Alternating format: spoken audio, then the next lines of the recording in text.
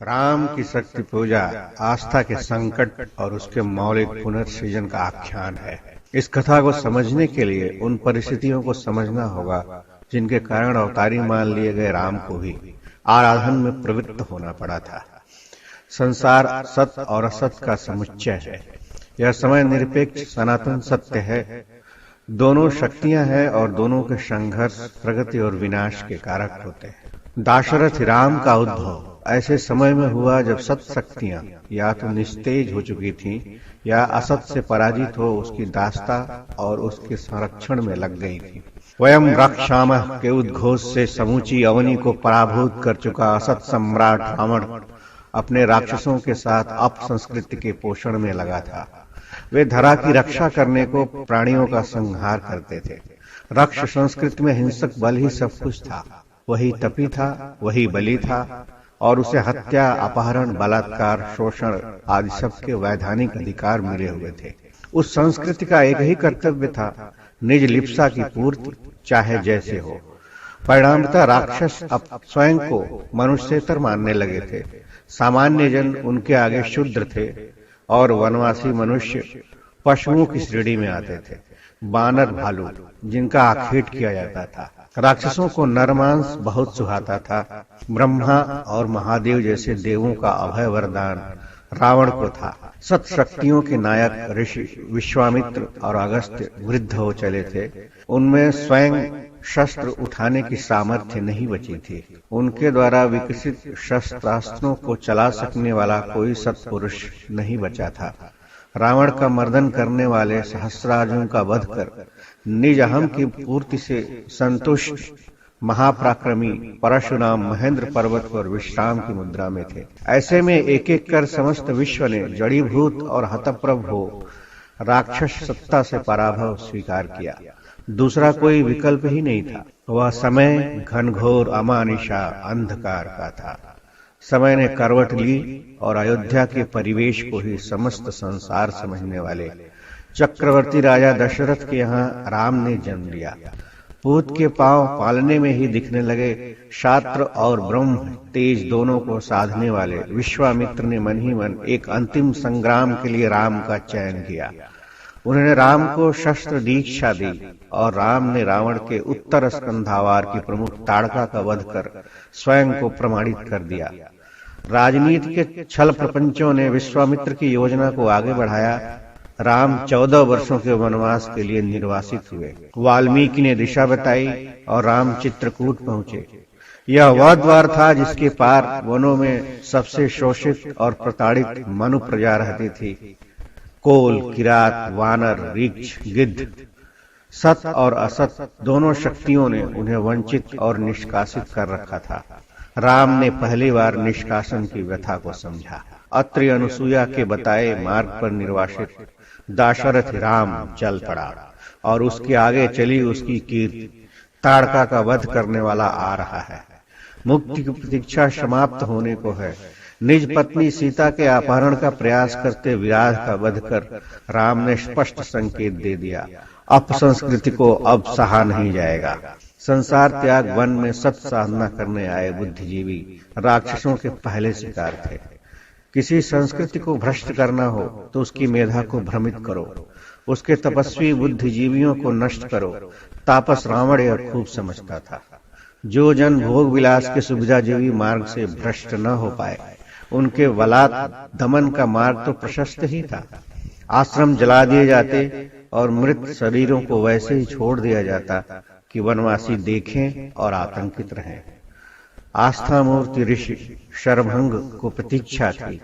एक दिन तारणहार अवश्य आएगा और तारणहार आ पहुंचा था। ऋषि विकल हो उठे। तारणहार का स्वागत कैसे करूं? वह हमारी और प्रजा की पीड़ा को कैसे समझेगा? कैसे समझेगा कि हम किस कुंभी पाक में रह रहे हैं? नरकाग्नि, हाँ, अग्निदेव ही समाधान है। उद्धार चाहिए तो बुद्धिजीवी को आत्म बलिदान करना होगा। राम पहुंचे और उन्हें मिले आत्मदाह करते शरभंग। राम, मैं धन्य हुआ कि तुम्हारे दर्शन हुए। अब जी कर क्या करना राम? उन्हें उबारो राम, उबारो उन्हें जो जीना चाहते हैं। रोते राम के आगे मृत मानवों की अस्थियों के ढेर थे, जिनका अग्नि संस्कार तक नहीं होने दिया गया था। प्रतिज्ञा में राम के हाथ स्वतः उठ गए। मैं दाशरथी राम दशानन रावण का वध कर रक्ष संस्कृति का नाश करूंगा। मैं क्षात्र धर्म का पालन करूंगा। मैं रक्ष संस्कृति का नाश करूंगा। अगस्त्य के शिष्य सुतीक्ष्ण ने भी इस कठिन प्रतिज्ञा को सुना। राम की श्याम देह की मांसपेशियों से बल छिटक रहा था। रूपराशि मुखमंडल पर जैसे मेघ घिर आए थे, जिनकी ओट में थे राशि भर भर अरुण, आंखों से झरता उद्धत तेज। नहीं देखा कभी ऐसा मनुष्य, नहीं देखा। मुग्ध सुतीक्ष्ण भूत में खो गए। शिक्षा पूरी होने पर साधन और साधना साथ ले चलने वाले गुरु अगस्त्य को सुतीक्ष्ण ने गुरु दक्षिणा का प्रस्ताव किया था। कृपाल स्मित अगस्त्य भी हंसे थे। तुम तीक्ष्ण रहो, यहीं अपने आश्रम की सैन्य गतिविधियों से जन में विश्वास बनाए रखो और अत्याचार का निर्भय प्रतिरोध करो, यही मेरी गुरु दक्षिणा है। सुतीक्ष्ण बाल हटकर बैठे तो अगस्त्य गंभीर हो गए। मुझे राम चाहिए, मुझे वह चाहिए जिसके प्राण में जन जन के चेतन प्राण रमते हों, जिसके तेज की आग में रक्ष संस्कृति स्वाहा हो जाए। बोलो सुतीक्ष्ण, दे सकोगे गुरु दक्षिणा? निरुत्तर सुतीक्ष्ण ने मौन तप की राह पकड़ी। आपको गुरु दक्षिणा मिलेगी गुरुदेव। सुतीक्ष्ण की तप साधना, संघर्ष और आह्वान उद्योग प्रबल होते गए। मिलेंगे राम, मैं वह तप करूंगा कि न होंगे तो उत्पन्न होंगे राम। मेरे प्रशिक्षण से एक एक वनवासी राम हो जाएगा।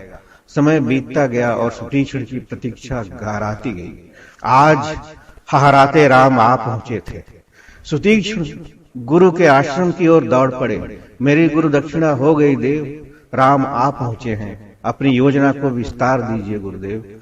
दंडक वन में अगस्त्य, सुतीक्ष्ण, राम, जटायु और वनवासी ग्रामों के अन्य प्रतिनिधियों की सभा बैठी। अगस्त्य ने उद्घाटन किया। राम रक्ष संस्कृति विनाश के कगार पर है, जिसका कारक उसका वह दंभ है जो आम जन को निर्बल और पशुवत समझता है। तुम्हारे आने की सूचना रावण के स्कंधावार तक पहुंच चुकी है। ऋषि मुस्कुराए। तुम्हारी कीर्ति तुमसे आगे चलती है राम। यह जन स्थान है राघव, जन उद्यत है, प्रशिक्षण से समर्थ है। सन्नद्ध रहो राम, राक्षस क्षेप करेंगे।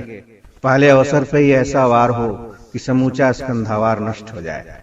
तुम्हारी एक पुकार पर शोषित पीड़ित जन संघर्ष को खड़े हो जाएंगे। एक धक्के की आवश्यकता है राम, और पतन की धमक लंका तक पहुंचेगी।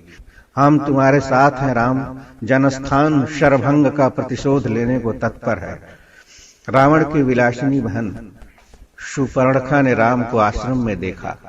संग सुख का प्रस्ताव किया, दोनों से इनकार पाया। प्रतिकार में सीता पर आक्रमण किया और पुरस्कार में नाक कटाया। रक्ष सत्ता को राम की अप्रत्यक्ष चुनौती थी। राक्षसों ने आक्रमण किया। जनस्थान में उस युग का पहला जनयुद्ध हुआ। रावण समान बलि, खर, दूषण, त्रिशिरा और 14,000 राक्षस मारे गए। रावण की दहाड़ से लंका का सभागार कांप उठा। पहले उत्तर और अब दक्षिण स्कंधावार भी नष्ट। कौन है यह राम? एक मनुष्य अकेले कैसे ऐसा कर्म कर सकता है? कौन है अवीर जिसके आह्वान से पशु भी योद्धा सम हो गए हैं? छिपकर रावण ने पर्वत समान दो धीर भाइयों को देखा, उनके आपसी प्रेम को देखा और पिघले सोने सी बदन वाली सुंदरी सीता को देखा।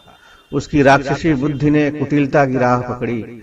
यदि इसकी सुंदरी भार्या का अपहरण कर लूं तो यह बलि राम टूट जाएगा। प्रत्यक्ष युद्ध में तो इससे पार पाना असंभव है। इसने तो विद्रोह की आग चारों ओर लगा दी है। छल आयोजन कर उसने वही काम किया जिसमें भ्रष्ट राक्षस प्रवीण थे। सीता हर कर लंका में बैठा दी गई। राम, उनके नेतृत्व, समूची ऋषि सत्ता और जन, सबके लिए यह विकट चुनौती थी। उन सबके आत्मविश्वास के समूल नाश का भय था। छले गए राम छल छल उठे। क्या अंधकार पुनः जीत जाएगा? क्या जन मैदान व्यर्थ जाएगा? नहीं, मैं ऐसा नहीं होने दूंगा, कदापि नहीं। रावण ने सीता नहीं, लोक अस्मिता का हरण किया है। उसका नाश होना ही चाहिए। वनवासियों के आंसुओं में अपने आंसू जोड़ते राम उन्हें आपस में भी जोड़ते गए। आंसुओं का खारा सागर लंका को डुबोने को बह चला। राम ने शबरी के जूठे बेर खाए। किष्किंधा के शक्तिशाली वानर साम्राज्य की ओर से किसी भी संभावित भय को निर्मूल किया। बाली का वध कर अपने पक्षधर शासक को नियुक्त किया।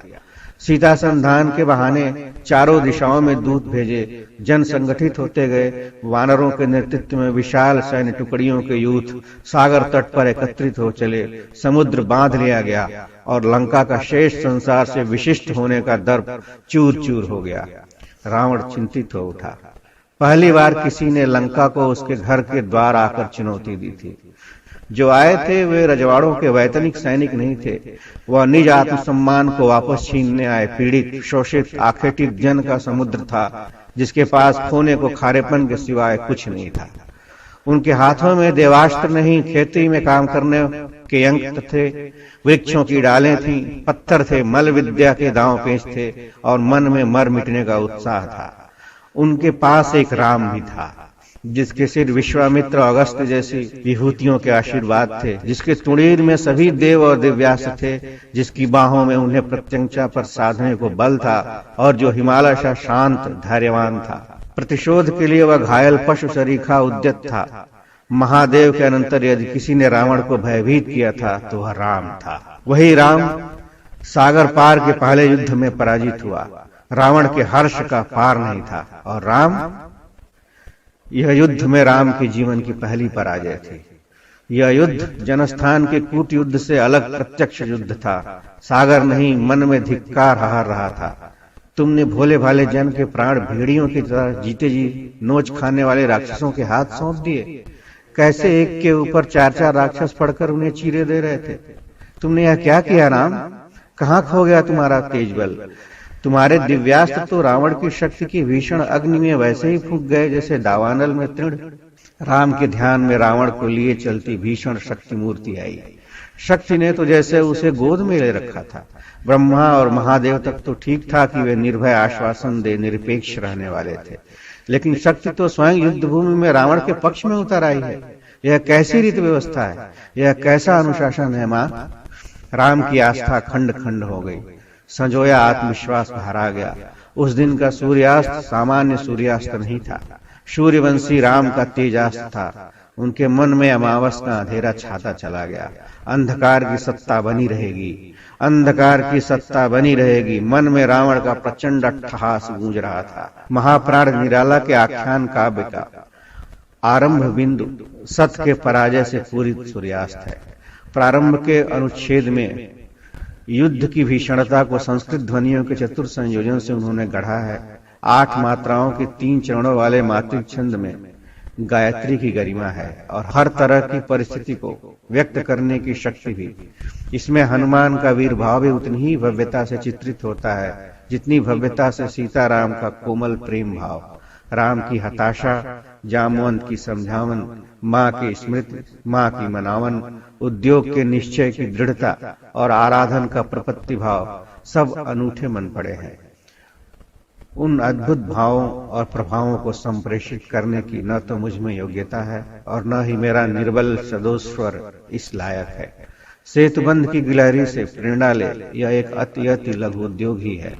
क्या पता कल को इसे सुन कोई महाप्राण स्वर पुनर्वाचन को उद्यत हो जाए। क्या पता इसे कल कोई संगीत की लहरों में साधने लग जाए। शक्ति की मौलिक कल्पना तो आज की महती आवश्यकता है। आज वाचन का उद्देश्य भी यही है, क्योंकि तारणहारा बने कौन जब हर नर में संशय है। तारणहारा बने कौन जब हर नर में संशय है। आत्मदाह में रमे राम, रावणपन की जय भय है। बंदौ मुनि पद कंजु, रामायण जहि निर्मयो। सखर सुकोमल मंजु, दोष रहित दूषण।